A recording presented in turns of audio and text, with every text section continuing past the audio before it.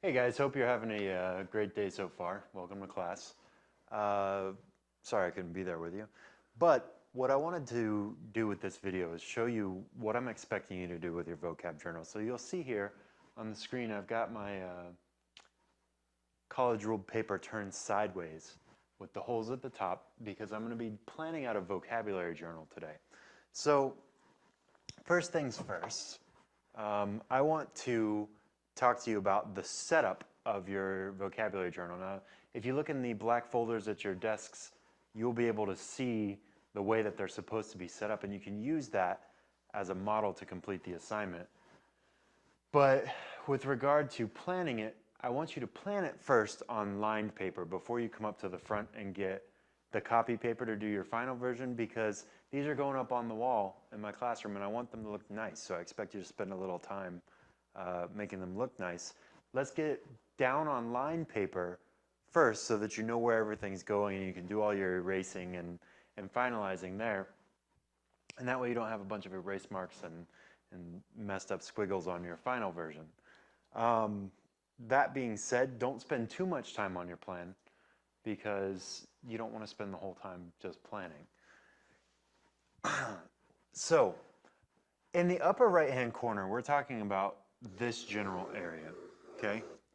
You're going to want to make your word very large, very visible. So, you're going to end up writing your word. So,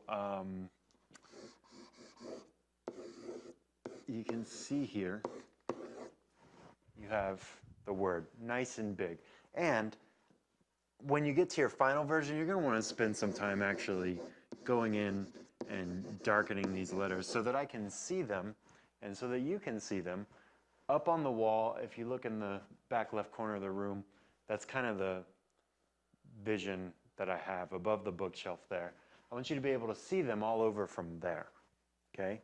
Now, you know that on your plan you're going to need to have some sort of basic idea of what you want. I don't know. I have no idea what this is. Don't ask me. For a logograph, so a non-linguistic representation of your word. The basic idea here is that you will have some sort of associative object that will help you remember what that word means.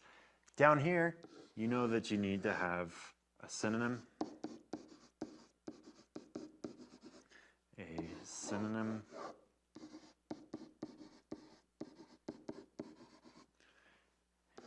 you need to have, ooh, I made that too big.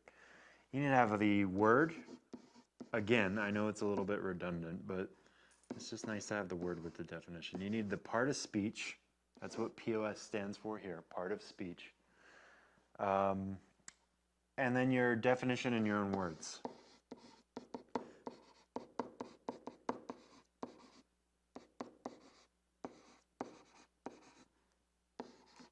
Okay, so that's the very important part, is that it's in your own words. Of course, then you know over here you have your antonym and your antonym. If I go down here on the plan, I know that in these boxes I'm going to have 4 examples. And I'm going to be lazy and draw an arrow. 4 examples all the way across. You need a practice sentence. You don't have to write all this stuff out necessarily, especially when you get down here to the practice sentence and the etymology. You should really only write that out once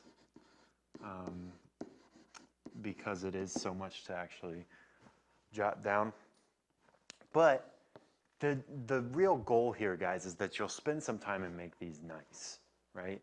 That you're not just going to slop something down on paper and get it turned in, but that you'll actually spend some time. So once you have your plan done on your lined paper, you're going to bring that paper up to Miss Rivera at the front of the room. She's going to then look at your plan, right, to make sure that you've got everything filled out and that it's complete and that you've got a basic idea of what you want to do. You're going to get a sheet of copy paper from her and return to your desk and start making that finalized version. Now, I want to encourage you, use the edge of your notebook or folder or something. Give me some nice clean lines if you're going to do lines. You don't have to put everything in boxes. You can put them, outside of the boxes or just not use boxes at all and make it really creative and make it visually appealing.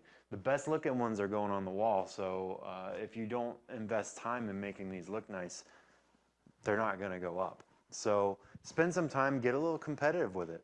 Make them look really nice so that you can decorate our classroom and we can use these words for the rest of the unit. I think that's just about it for what I have for you. I hope that you'll give me your best today, and I will see you all on Monday.